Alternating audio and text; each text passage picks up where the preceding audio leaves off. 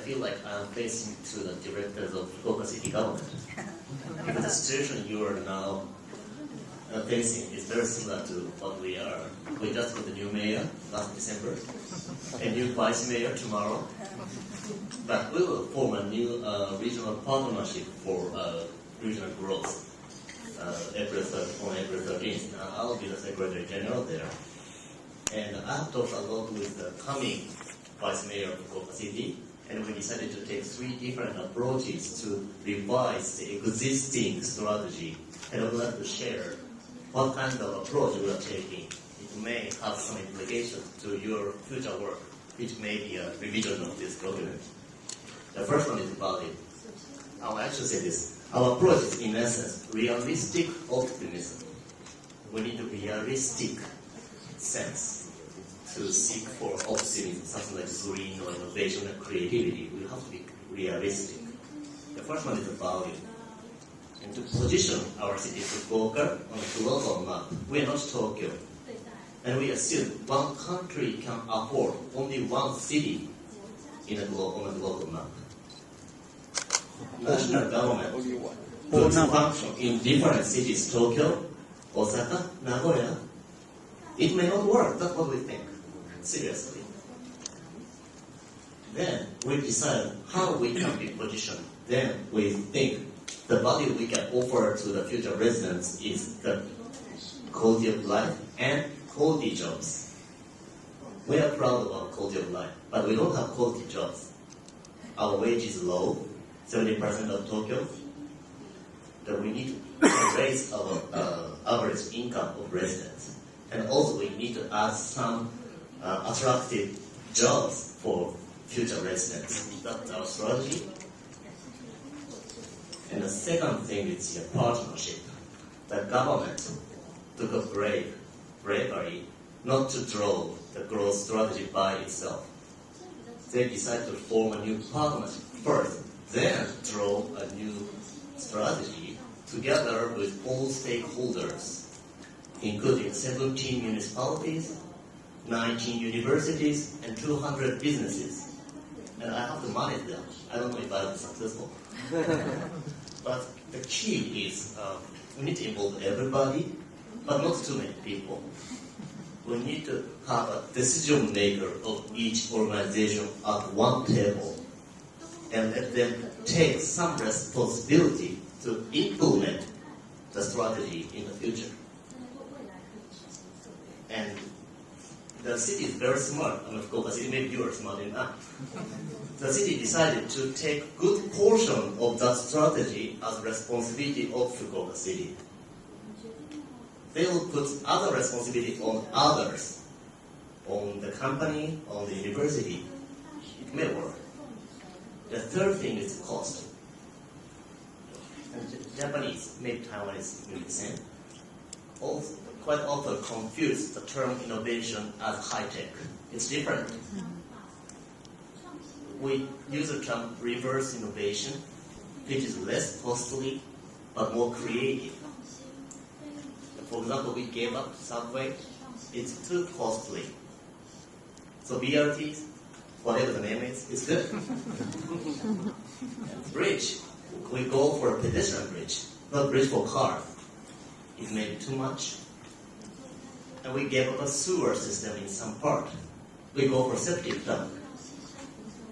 It provides the same standard to citizens. We don't really need a sewer system actually in the rural areas.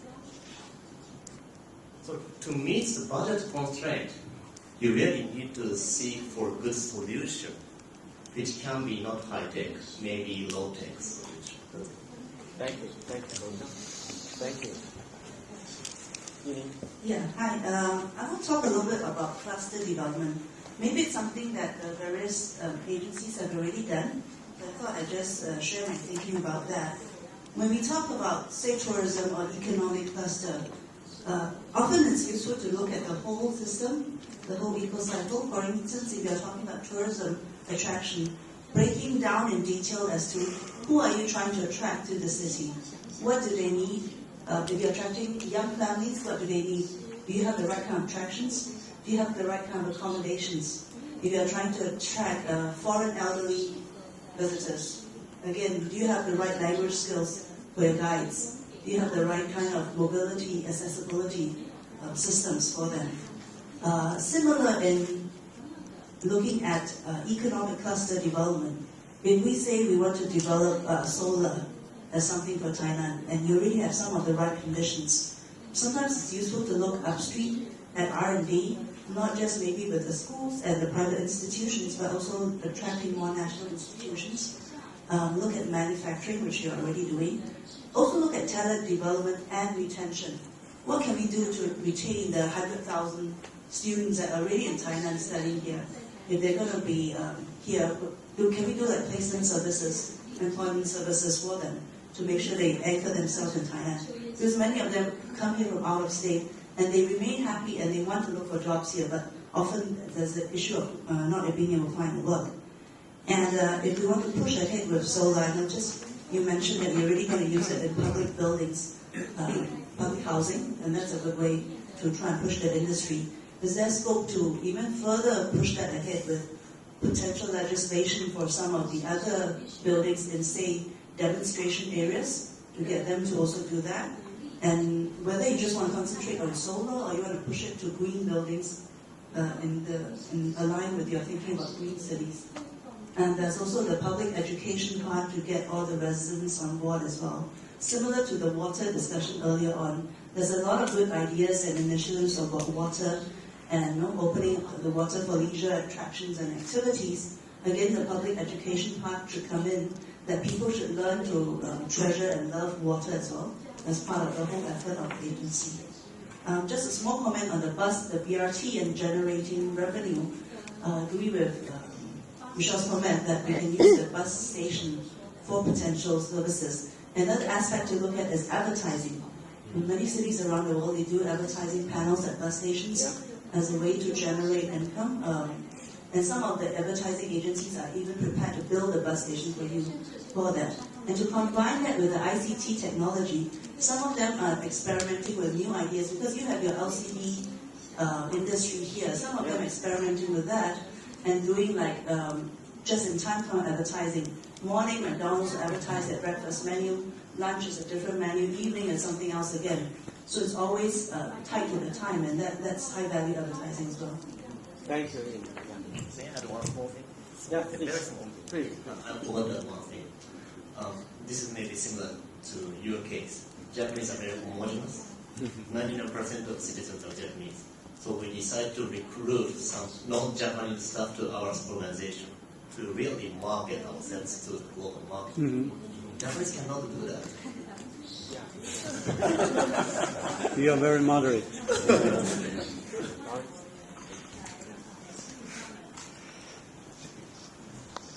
I think there have been a number of points that I would like to build upon. I think that one of the things that is really highlighted by Mr. Goto's point is that the challenge is one of multiplying opportunities. And I think that this idea of multiplying opportunities, particularly when you are below the national standard in terms of income, I think is really key, because it's about maintaining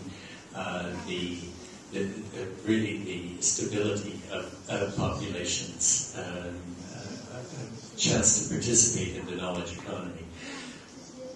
To do that, I think you really have to have a point of view that builds on an idea of cluster formation or of area, spatial strategy testing. I'd like to give a few examples. I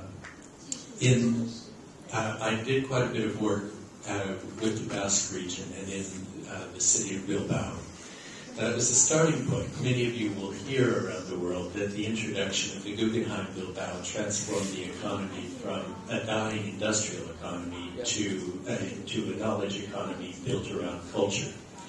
But of course, the people who are there on the inside will tell you very quickly, the Guggenheim really did not, in spite of everything they tell you, deliver a satisfactory tourism economy. In fact, they have way too many hotel beds in Bilbao for the tourist flow.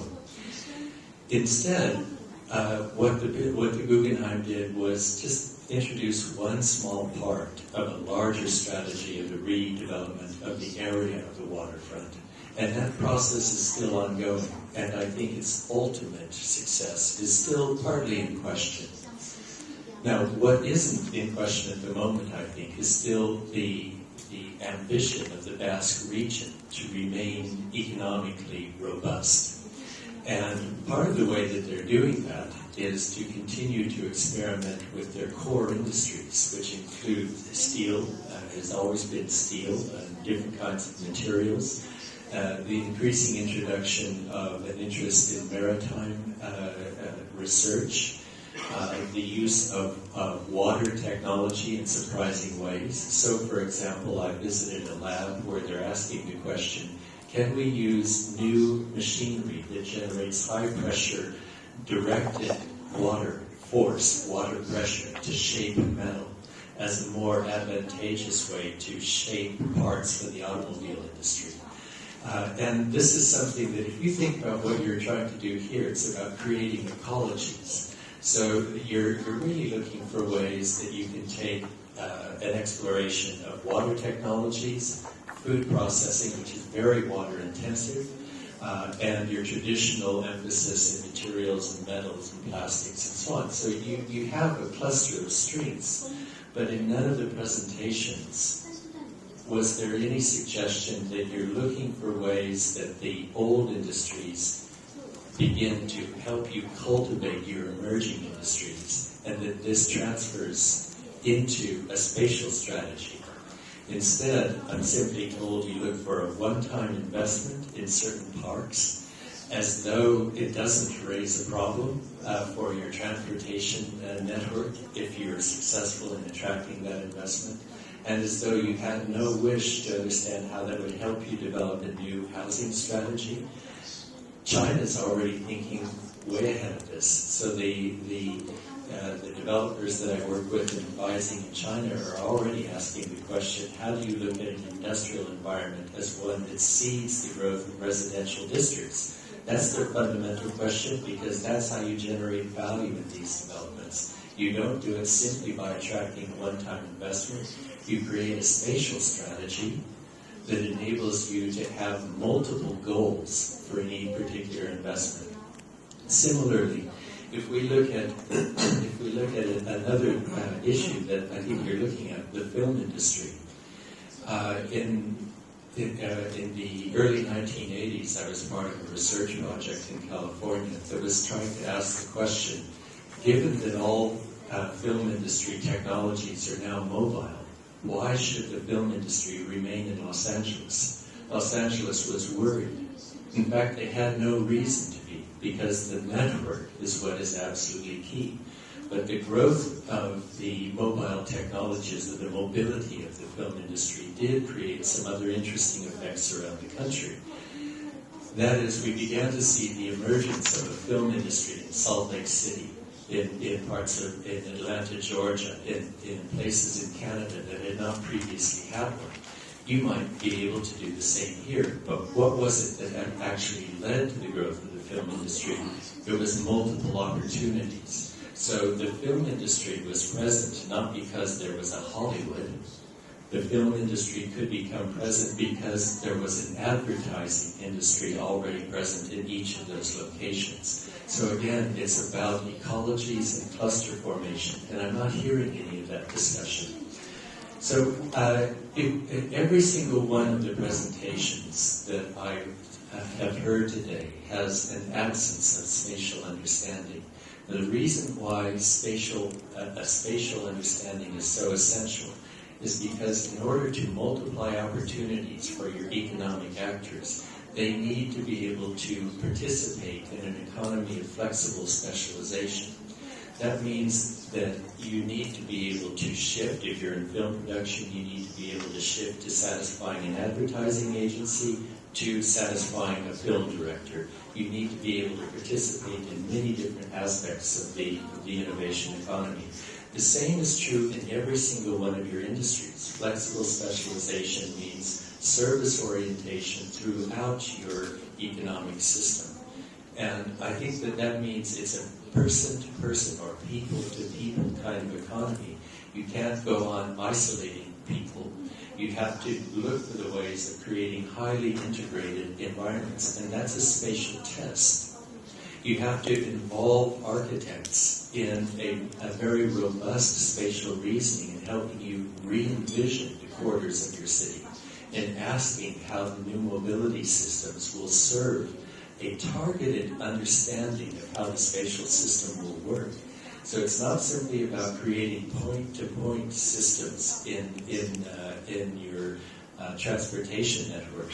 It's about understanding the relationship between different micro-mobility patterns and the creation of modality in a multi-scalar system. And I think these things are in fact missing from your presentation.